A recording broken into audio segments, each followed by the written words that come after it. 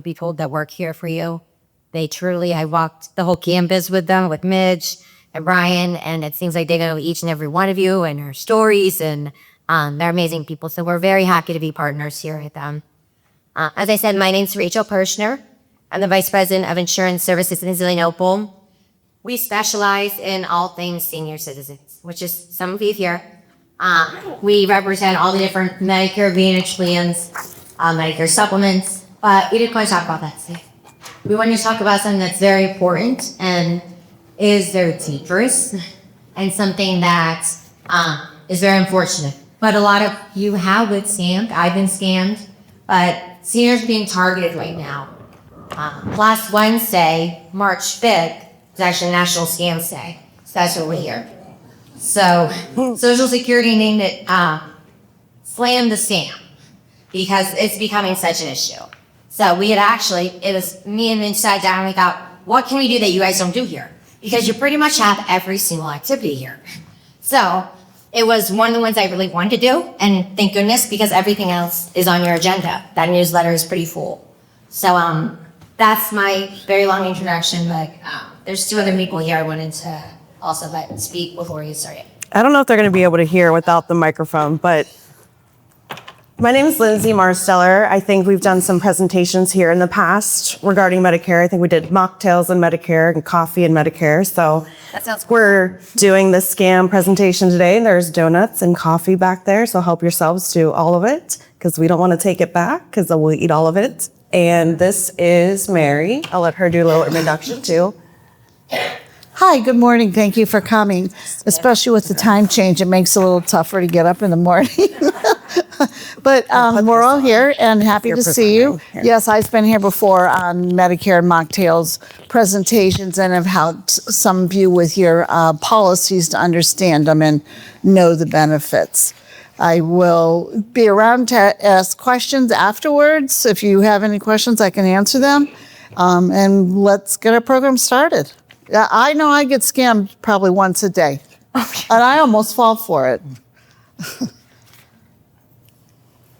Yeah, so the biggest thing that we wanted to really just make sure that we went over is things to look out for, because that's obviously very important. So, some facts about scams, 3 billion seniors lose, $3 billion are lost by seniors regarding scams. Obviously, that's a huge number. It is a serious issue. It can happen in a variety of ways. I have my clients call me constantly, probably once a week. Well, they'll say, Rachel, I had somebody call me. Who said somebody called them and someone says, hey, do you need help with your utilities? Do you want healthy food? Do you want money for over-the-counter medication? Things like that. That's one of the biggest things that they're going after seniors for. And what they're doing is there are these call centers, and they're all over the country and a lot of times outside the country. And these people are calling you. They can get, with very little information from you over the phone, they can pull up everything. Never give anyone even up to 3 letters or numbers of your Medicare number. So your Medicare number is a series of letters and numbers. That's your individual identification number. There are different websites where if you give them the first 3 of those numbers or letters, the last 3 or anywhere in between, and your name, they can pull up everything. By doing that, they can switch your health plan very, very fast. So you might have not given them any other information, but they called you, they know your name, they have your phone number, obviously, and with those 3 things, they will switch your health plan. So at least once a week, as I mentioned, I have a client that called me and says, I just thought I was getting help with my utilities or getting transportation. But all of a sudden, Rachel, I have this Humana card in the mail and I have a disenrollment letter from UPMC. What the heck happened? That would be a scam. So never, of course, we don't know the Social Security number, but people pull out those Medicare cards way too quickly. And that's how your plans can be changed. Some of the most important things for my clients is, of course, your finances, your family, your health, and then, in turn, your health insurance. By switching, that can be detrimental. So that is what they're doing. The best thing is really not to answer the phone. That's one of them. Clicking, there's a lot of stats here that it'll show you. But by clicking on things online, that you have to be really careful with as well. For any of you that are on any social media, when you click on those things, that can very quickly put you into a pool of people where they are going to call you. They can get your emails, and really any information, personal information whatsoever, should never be given. So some scams that you need to know about. So you can kind of read this at your leisure. I kind of just go through some more of the stats that I know into like real world situations, but scammers claim to be from the IRS. That's going to be the biggest thing. They are not from the IRS. The IRS is not calling you. So definitely you do not, anyone who claims to say something like that, you want to be careful for. One of the biggest things I always tell my clients too is as soon as they call, say, you know what, give me your phone number and I'll call you right back. They're going to hang up.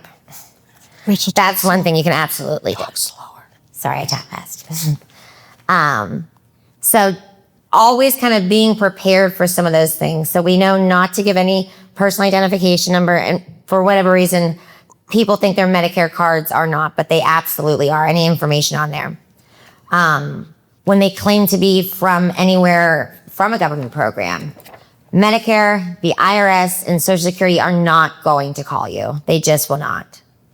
For anything like that. You would get a very official document in the mail. I do tell my clients all the time, if you get something that looks official in the mail, to call me. We can very easily find out what it is. A huge thing I always want to point out too is anything that looks like it's from the government. On the outermost envelope of it, it'll say, this is an advertisement. Find it. Sometimes it's hard to find. It can be very, very small print. But if it's a postcard, it'll be on the outermost of it. If it's an envelope, it might be in the bottom in a corner. Scan and look for that. If you see that right away, that's going to be a dead giveaway. Yeah. Oh. Those are the two. Okay. So there are two types of the scammers. The tax collection. This is when you're going to receive that phone call or a letter claiming you owe taxes. They will demand that you pay an amount immediately with a debit card, a wire transfer, and they may threaten to arrest you if you don't pay. That's not real. Verification. If you get a text message or an email asking you to verify personal information, never do that. Personal information is going to be a huge no. No one should be asking anything like that via a text message or an email. They're going to include a hyperlink that says click here. Do not ever click here when you get anything like that. So a text message or an email asking you to click here. Do not. Do not click here on a text or an email. So thank you. Those are the specific terms. The next one's emails and texts. That's what you said. Yeah, so the emails and texts, you never want to click here. We've had situations, they're very, very sophisticated software that they had to do this. I had a client the other day driving through on the turnpike, her and her family. And when they all went through individually, right immediately as they went to that turnpike, they got something to click here to pay because they didn't pay correctly at the turnpike. That was a scam. So text messages, emails that are asking you to click here, you never do it. And are asking for payment or asking for verification of things, you do not want to do that. It turns out too, we're all guilty of it. The individual that the entire family was going through, the youngest, the 22-year-old, a computer software engineer, is the one that clicked here. So we're all guilty of it. But that's why the clicking here of text messages and emails, avoid for sure. Giving personal identification over the phone, avoid. Anyone saying that they're from a government program, avoid. Any questions so far? Yeah, the outermost envelope saying this is an advertisement, that's going to be huge, as well as when you're receiving things in the mail. They do look very much like it's from the government. It'll say, there have been changes to your Medicare. Contact us immediately. We want to help you with the changes to your Medicare. If your Medicare changes, it automatically changes. So during that annual enrollment period, there are changes. You don't need to do anything. it automatically renews itself. What we do is we do sell Medicare health plans, and there are changes every year. We want to keep you informed of them and review them. And if there is something better, we discuss it. If your health plan changes, your situation changes, the doctors you see, the medications you take, we can look into that. But filling something out or someone demanding to talk to you because there are changes to Medicare is not a requirement.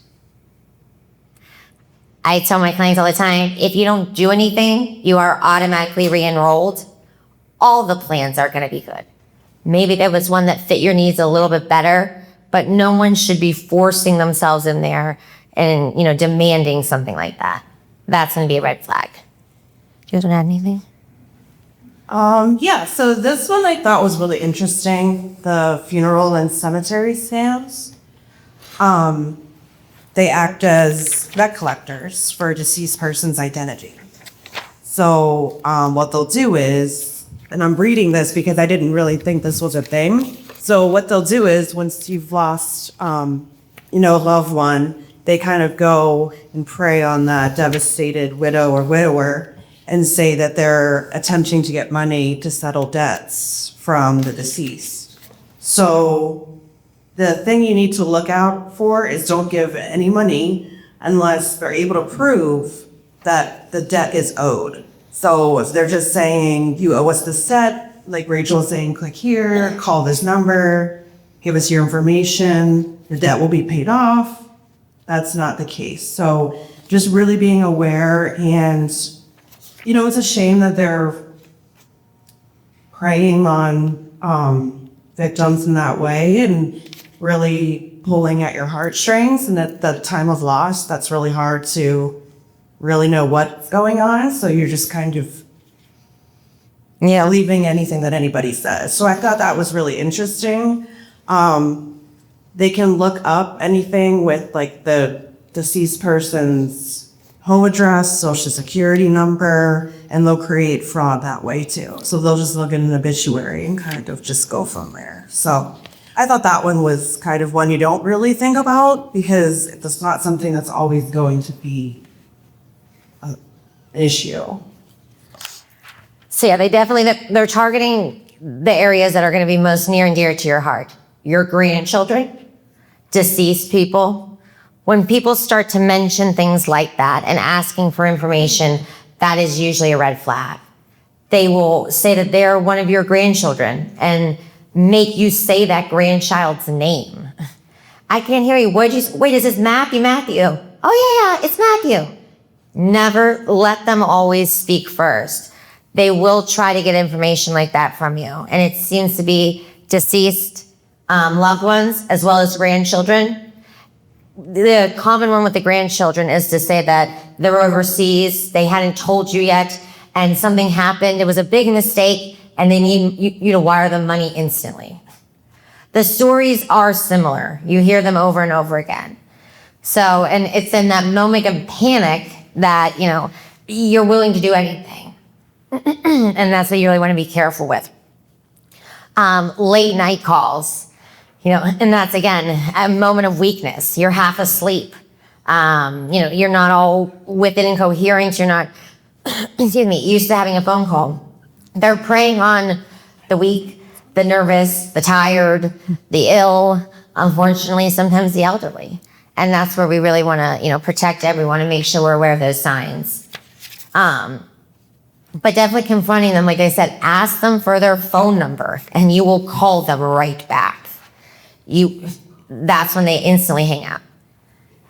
I tell my clients too, if you're on a do not call list and someone's calling you, you can say that, even if they're claiming to be a grandchild or a loved one. I'm on a do not call list.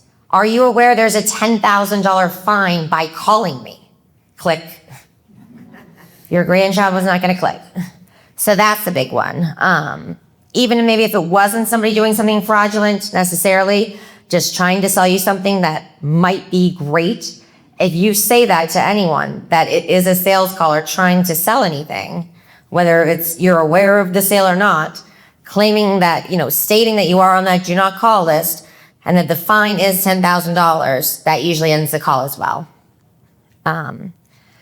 Another big one with the do not call list, they don't make it easy. So you do have to go on, and I help my clients with this all the time.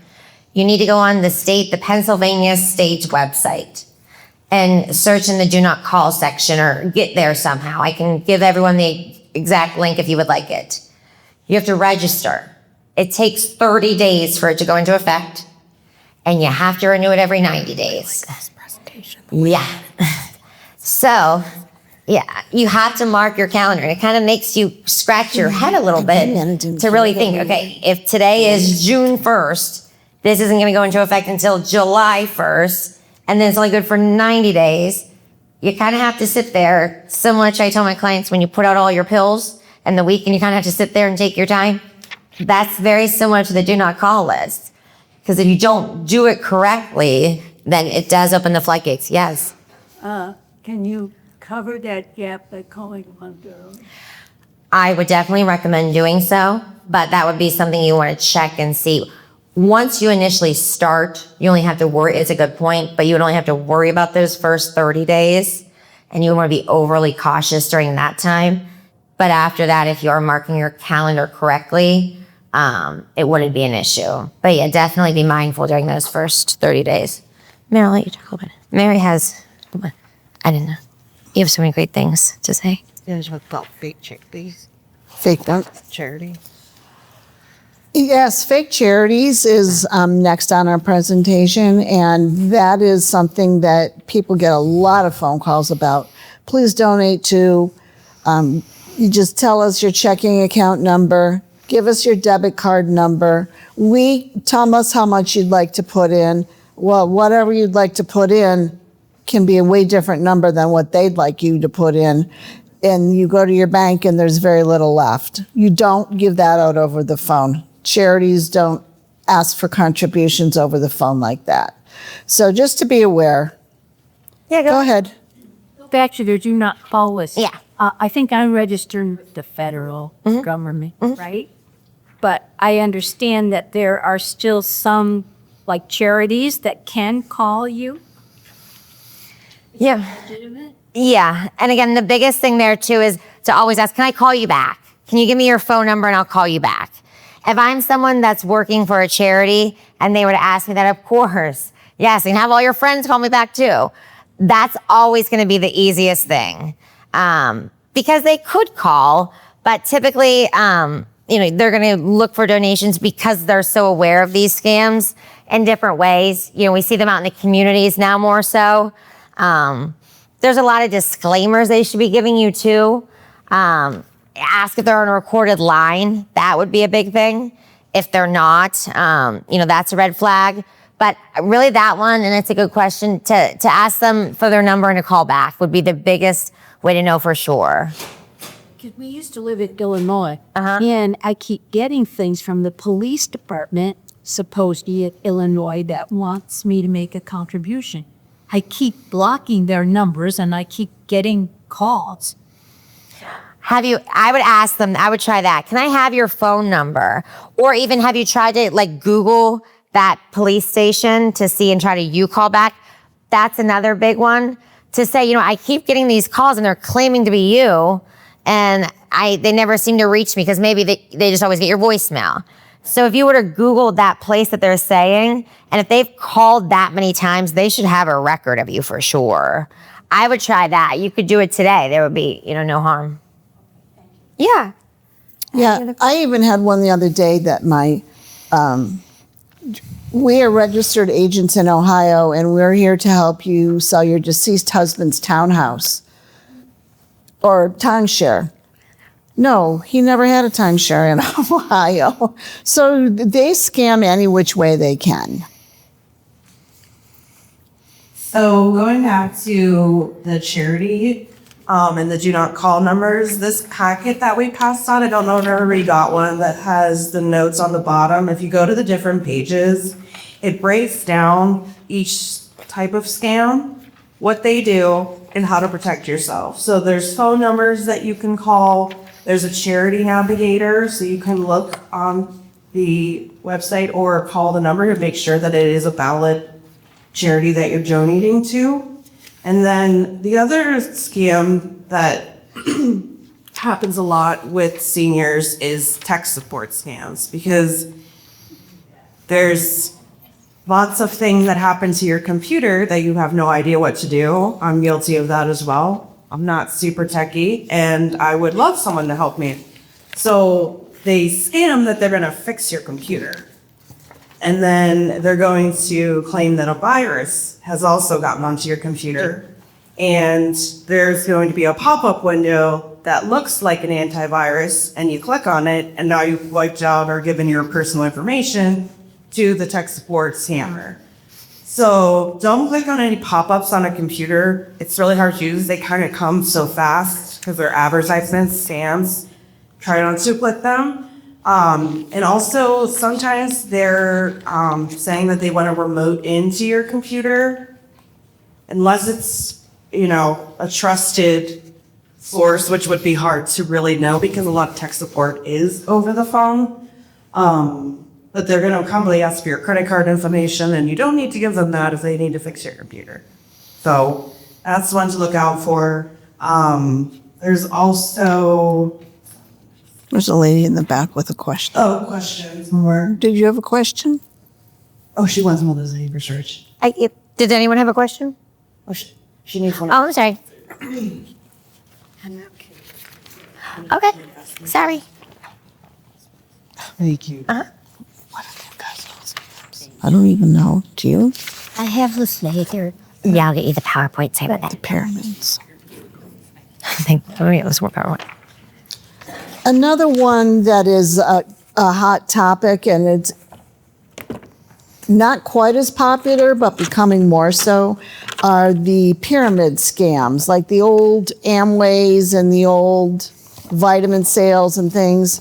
There's people now saying if you invest, minimal amount of money, $100, but their motive is to get your credit card information, and that we can triple your money. If you invest in this company and it builds and it builds and it builds, you'll be really rich. You'll have a dynasty to leave to your grandchildren. No, don't give anybody your credit card over the phone that you don't know who's calling you. Again, try to call them back if you're really interested, or find out what their parent company This one is the same thing. is. It's just in. So that's a new one that is happening more often. Yeah, I think one of the big things we just keep hearing over and over again is when someone calls you and wants payment, that's not something you want to give.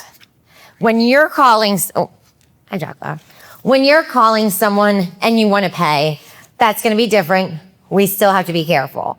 But if someone calls you and wants payment, that's when you 100% need to definitely ask for their phone number.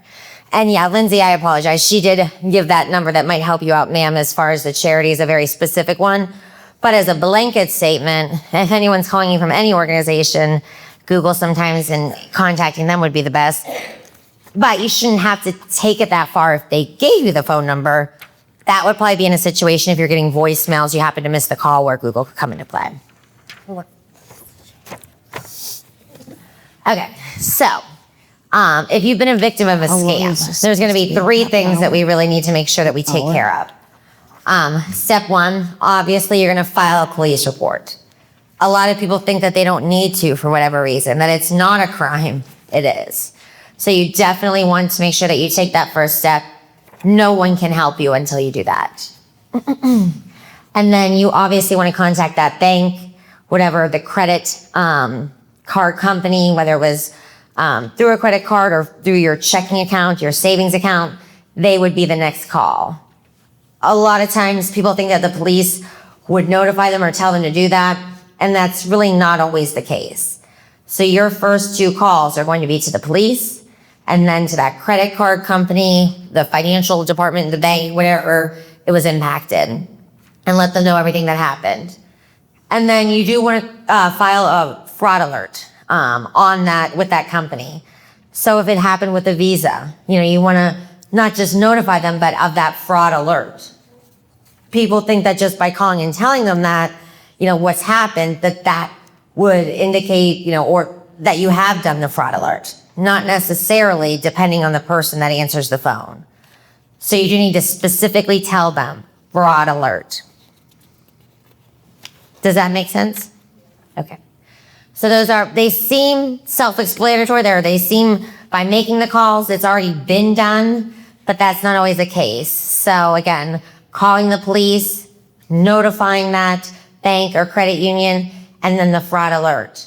A lot of times that's going to be transferring you to a different person. The person that you notify what happened and the fraud alert department can be different things. So people think that they've already taken care of step 3 when they haven't.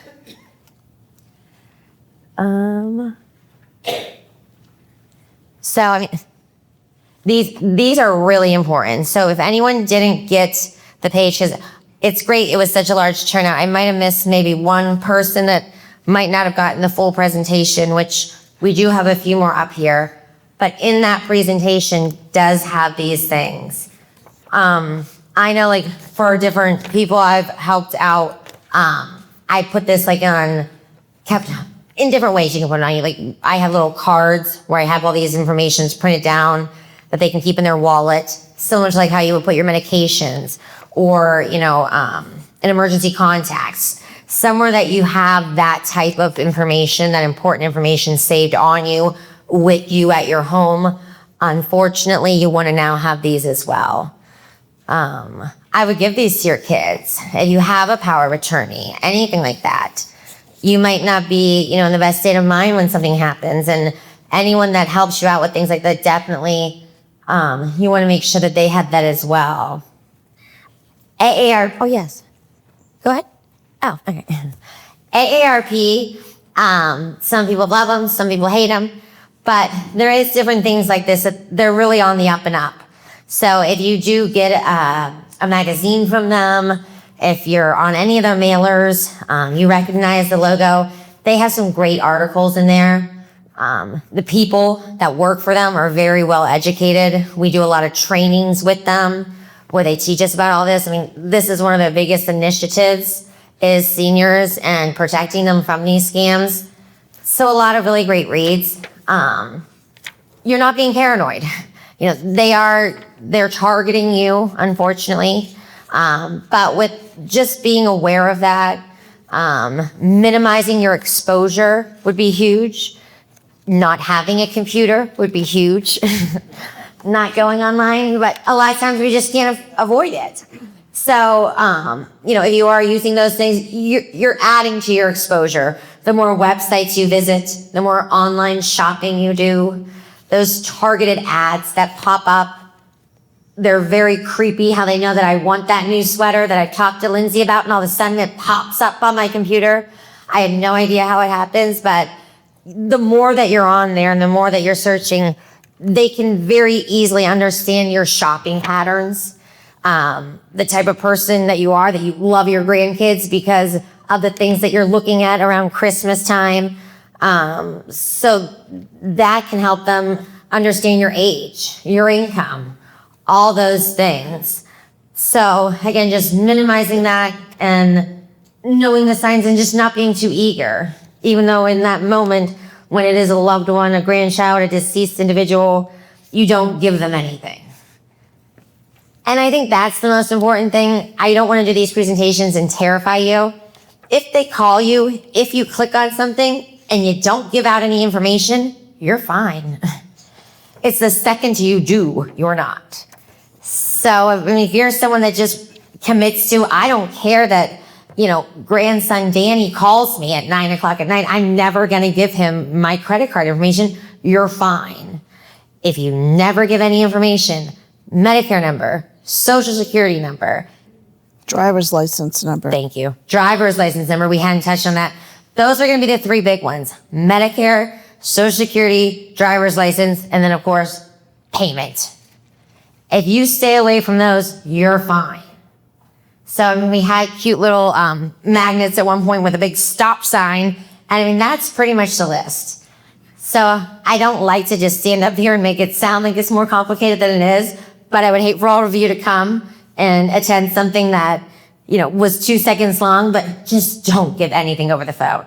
That this is an advertisement on those, the outside of the outermost envelope or postcard on anything you receive in the mail is a red flag.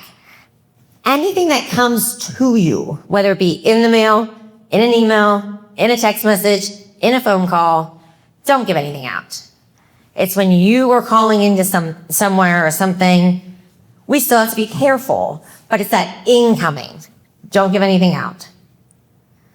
But yeah, so we are, go ahead. One thing to add to, if you end up having to close an account or do something, if somebody got into your Facebook page or your computer, just change all your passwords and your PINs to something new, so that in case that the person or the scammer has that information, then they're just going to be able to access it again. So it's just really protecting yourself against it and being aware that it's out there. So that was just a little thing to add. The passwords, that's a big one. Yeah, never make your passwords, your maiden name or your grandchildren, your favorite grandkid's name. They find that out pretty quickly. Anything like that. Yeah, Your dog. that's easy. Also, in the back of this little pamphlet that we handed out, sometimes you just don't get to the last page, but it is where they list the different websites. If you have an issue or questions that you can go to find out more information. So just flip to the back if you need a website. Mm-hmm. And then, so I did say at the beginning of the presentation, I am the Vice President of Insurance Services at Zelienople, and these are two of our brokers. We do really like to help senior citizens. You do still need to review your health insurance. So, I love what I do. I truly do. I treat every one of my clients like they're my grandparents, and I want to make a living too. But a lot of these telemarketers are giving us a bad rep. But you do still need to evaluate your health insurance when it's all said and done. The plans do change significantly. I don't want you to talk to someone who's forcing it.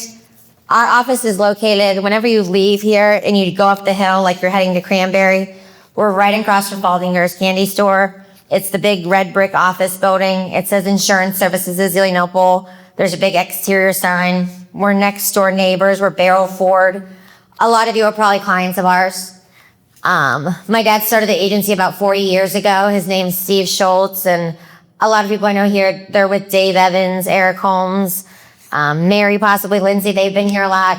We have about 50 agents, and we do specialize in all things Medicare. So you do want to look at it.